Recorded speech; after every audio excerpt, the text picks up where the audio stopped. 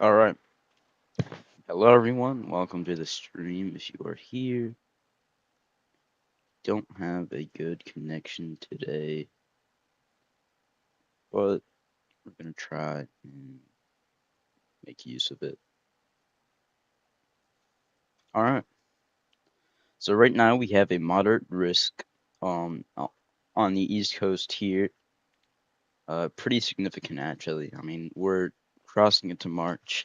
I mean, it was for me like just snowing last storm, and then we're already back onto, you know, severe thunderstorms. It's interesting. Jumps in weather has been happening recently all over the place. But anyways, we do have a few tornado warnings over the place. But anyways, we do have a few tornado warnings here and there. Over here to there are over here to there are over here. See this massive storm over here. We do have a tornado. See this massive storm over here. We do have a tornado warning issued here. It doesn't look like anything crazy.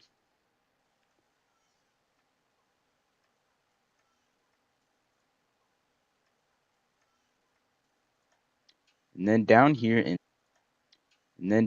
in the deeper south, down in Georgia, we also have another large storm line of storms over here, where we do have another tornado warning that's been issued. So today, our main goal is trying to just track down these tornadoes. As a scale discussion here. Yeah, so basically, they find possible sites for tornadoes to start forming, and just keep you guys informed on this. So we're just going to be looking all throughout the East Coast here. We also have another tornado warning up here by Fredericksburg.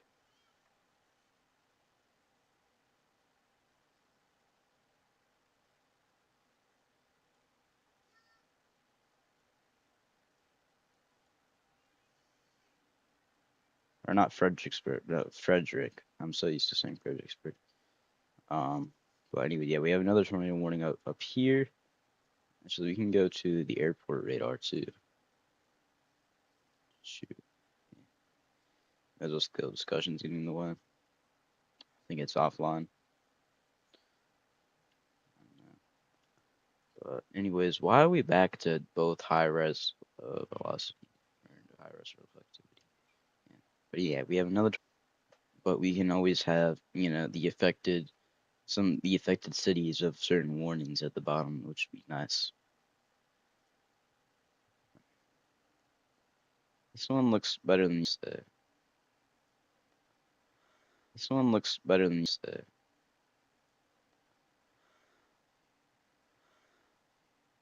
Let's check clearly the northern approach. Let's check clearly the northern approach.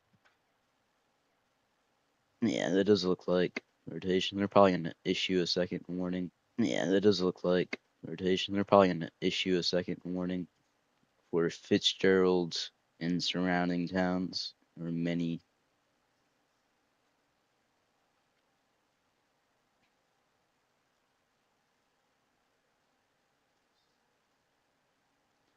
Yeah, but by the looks of it,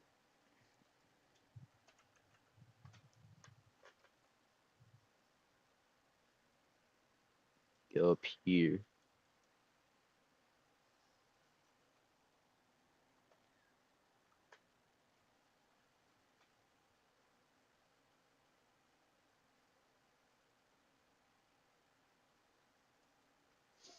Another uh another thing you're gonna want to watch out for if you live in the affected areas are damaging winds.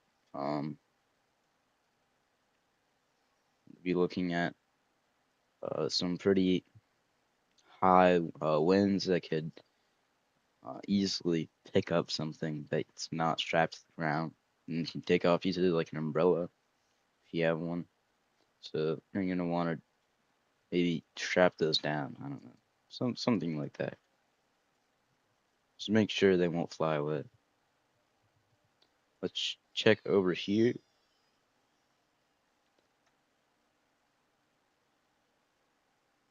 By the Richmond Norfolk radar.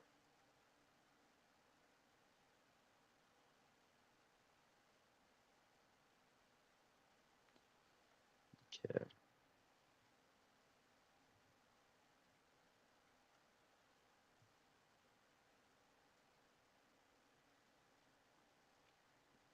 All right.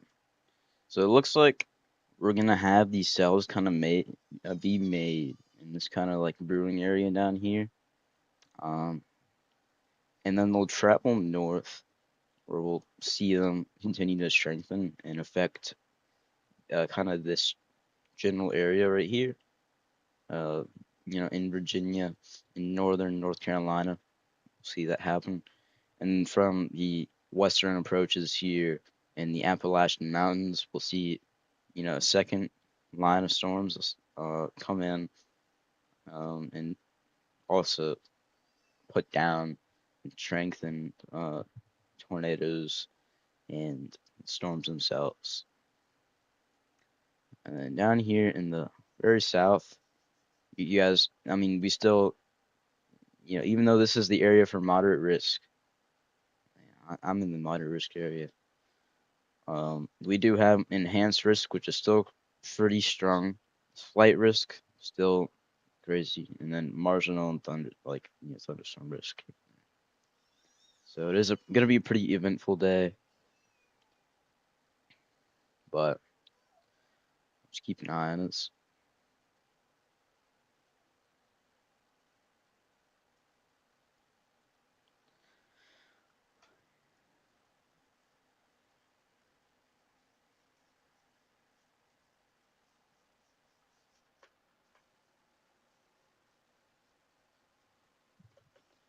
And oh shoot, yeah, we have a 15% tornado risk. That's pretty high.